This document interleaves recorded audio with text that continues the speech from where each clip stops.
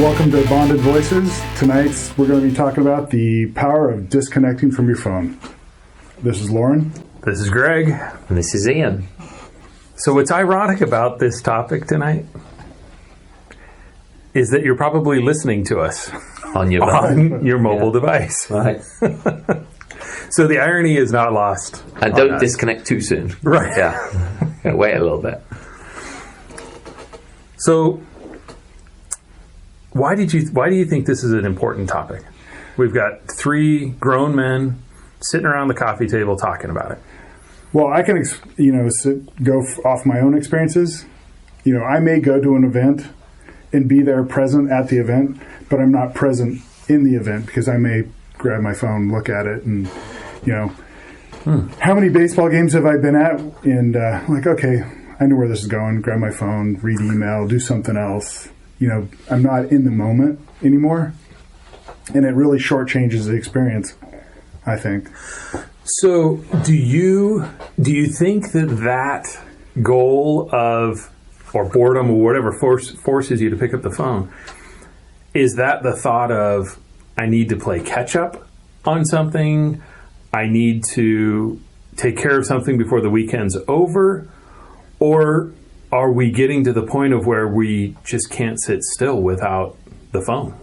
Is it I'm missing out on something? Sure. Sure.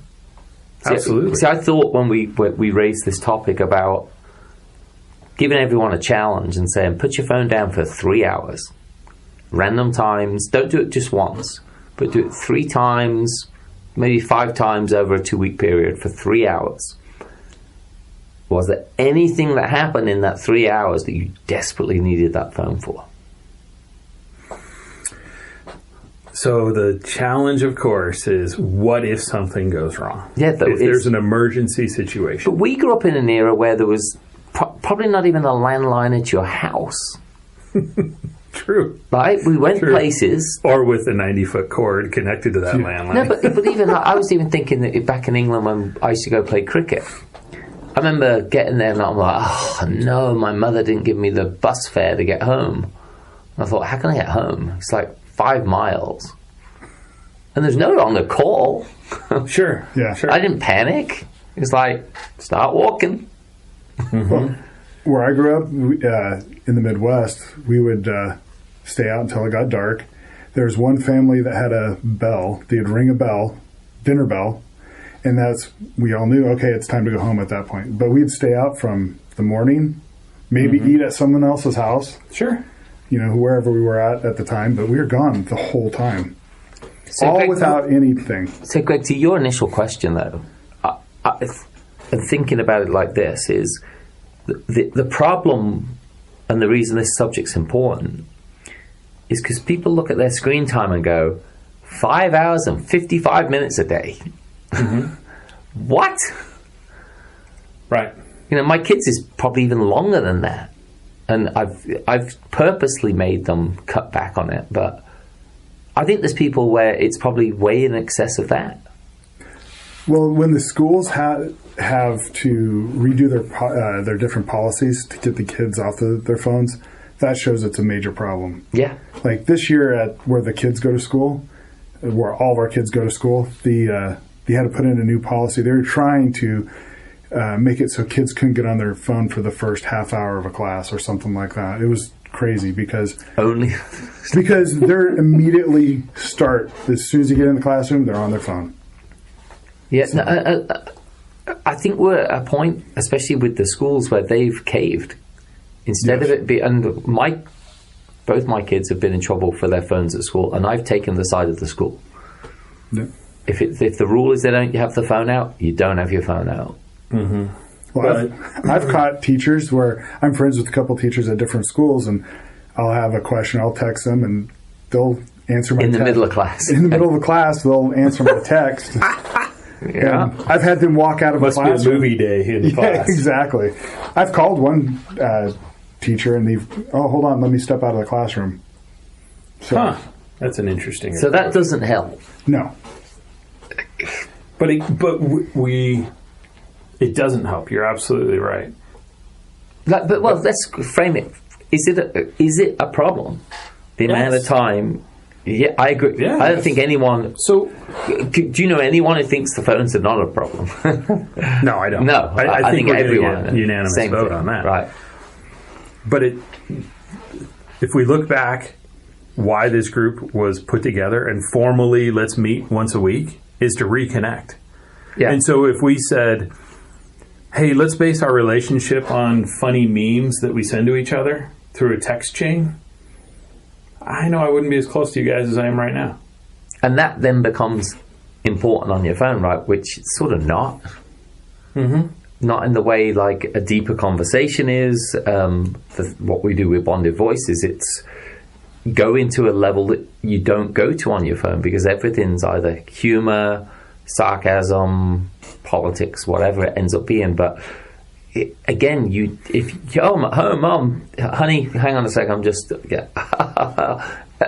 and you're disconnected from the family. Right. And then someone's like, well, what are you laughing at? What's so funny? And now the topic of conversation is this funny video, which I'm sure it's funny. Some of them are good.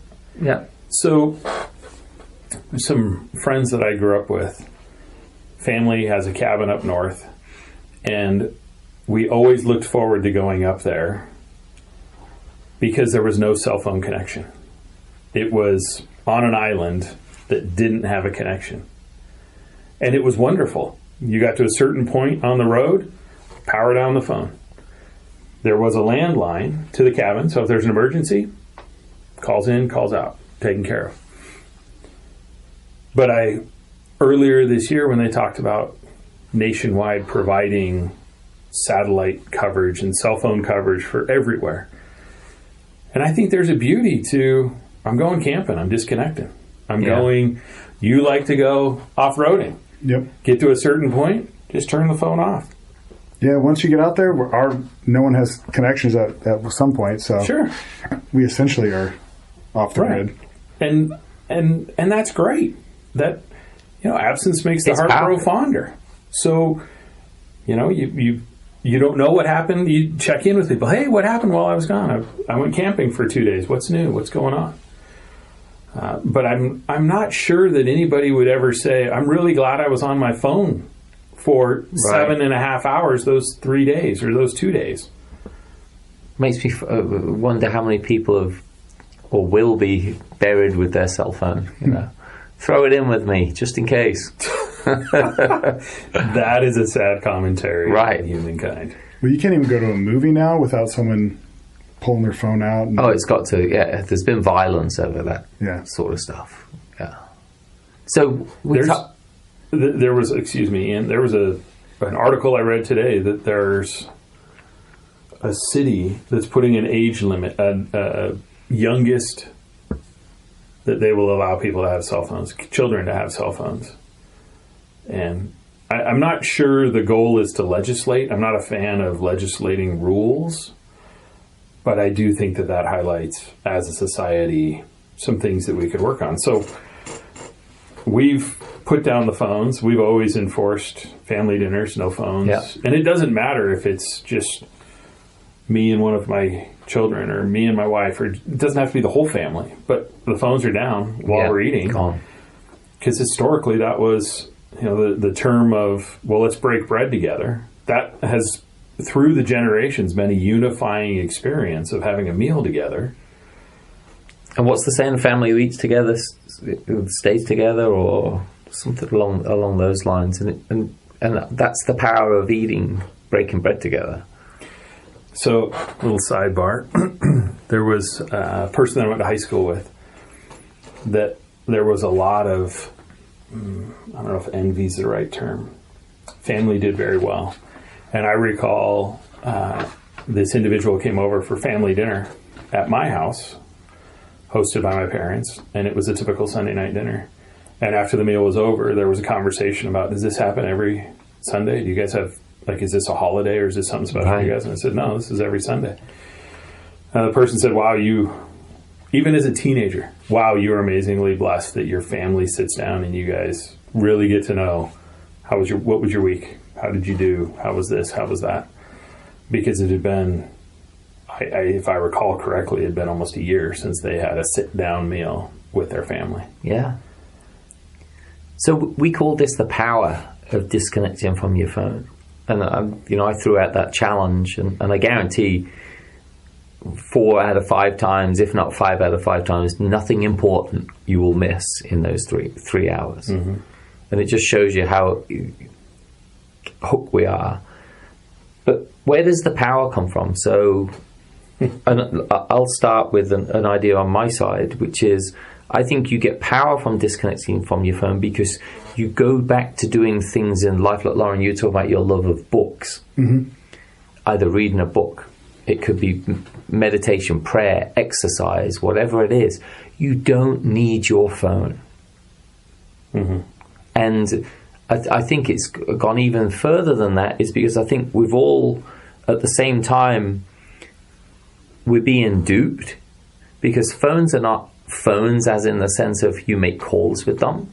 Most of our screen time is nothing to do with making or using a phone. Right. It's online, it's being tracked. All of the social media sites are building data pools on you.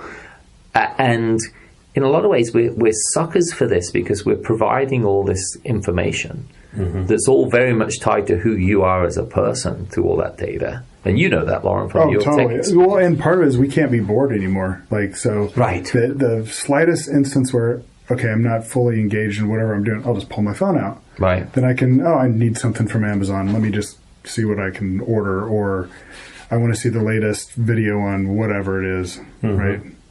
You can learn a lot, on the videos, on YouTube and stuff like that, but it's a huge time suck. Yeah.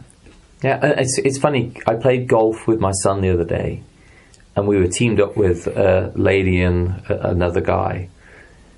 The lady in the other car, or the girl in the other cart, after about 3 holes, just started taking pictures of herself constantly. And it was so off-putting, because she go somewhere else and do this. And she wasn't making any noise, but you'd be like, seriously? Look around. Right. You're in Beautiful nature. golf course. And I don't think she saw any of that. And eventually they got bored and just left sort of halfway through. But yeah, it's just really, it was sad at the same time, because you thought to yourself, she's that connected to that phone as if it gives her some sense of importance. That if she would just have a conversation with the guy she was with, or us. Sure. You never know. We've heard the adage, and you don't hear it that much anymore, but the old adage is, it's not what you know, it's who you know.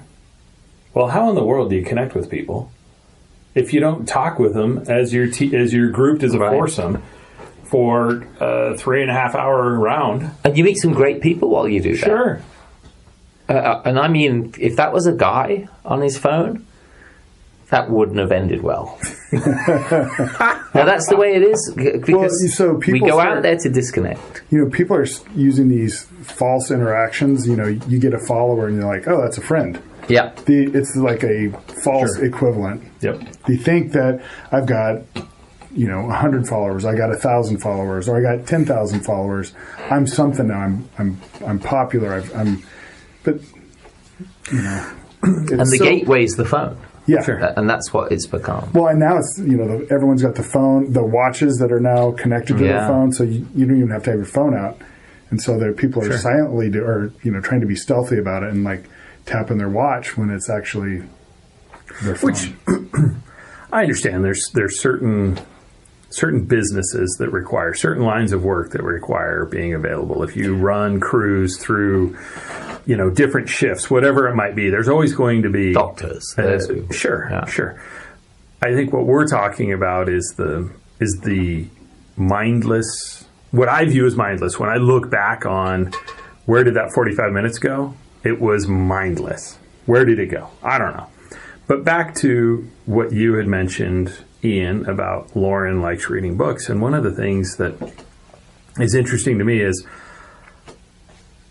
I enjoy reading the book, and then if there's a movie, than seeing the movie, because my visualization of the story is always different than the movie. My imagination starts to go crazy and starts to create the landscape where they were, how big were the trees, how just all of the detail in my own mind.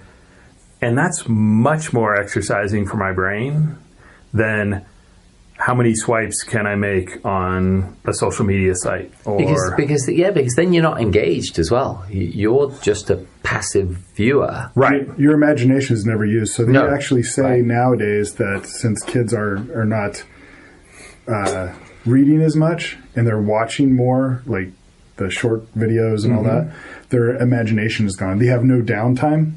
So they're always on with their phone. They're not. I mean, when we were kids, we'd make up games. We'd pretend whatever the latest. We still do. Yeah. We still make up games. Right. So we would never have like, oh, I'm bored. How many times have you heard from your kids? I'm bored.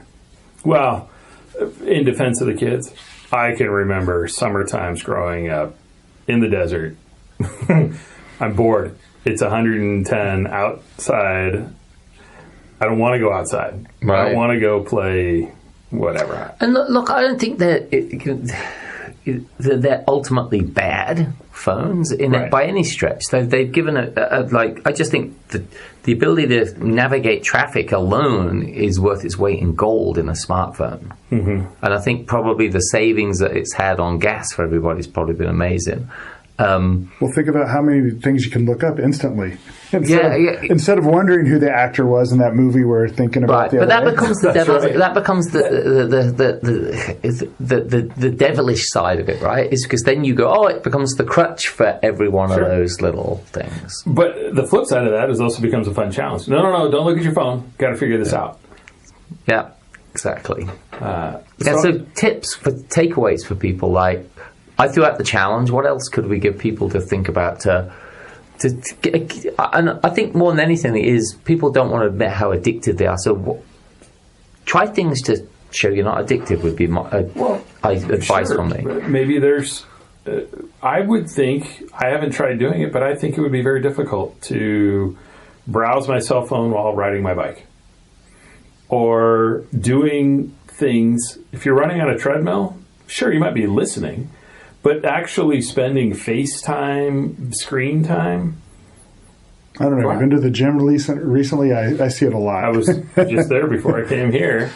There's people on their phones. Every machine virtually has a place to put your phone. Yeah. Okay, so maybe that's not the best idea.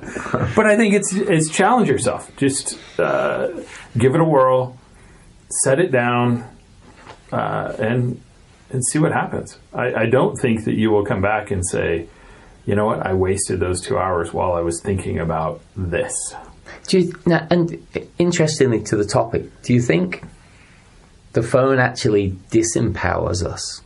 And we're actually more empowered if we can put it to one side and not do it? Because then we're ruling it rather than it's ruling us. Who has the control? Yeah. Absolutely. Well, it also, if you set your phone aside and we have this conversation, this conversation is way more powerful because you're not being distracted by your phone or whatever. Yeah. There are those people that can sit in the meetings and be looking at their phones at the same time and interacting. I'm not one of those people that's blessed that way. I have to practice. Spoken from the person that can do it. But for me, it feels more, the conversations are more genuine when the phone is set down and I'm making eye contact with people and I can read their facial expressions. To me, that's much more powerful.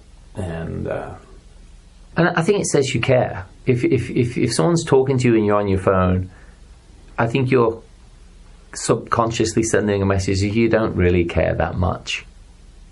Well, in that example, to your point, what's more important? Obviously, it's the screen time for the other individual. I can imagine going to a job interview.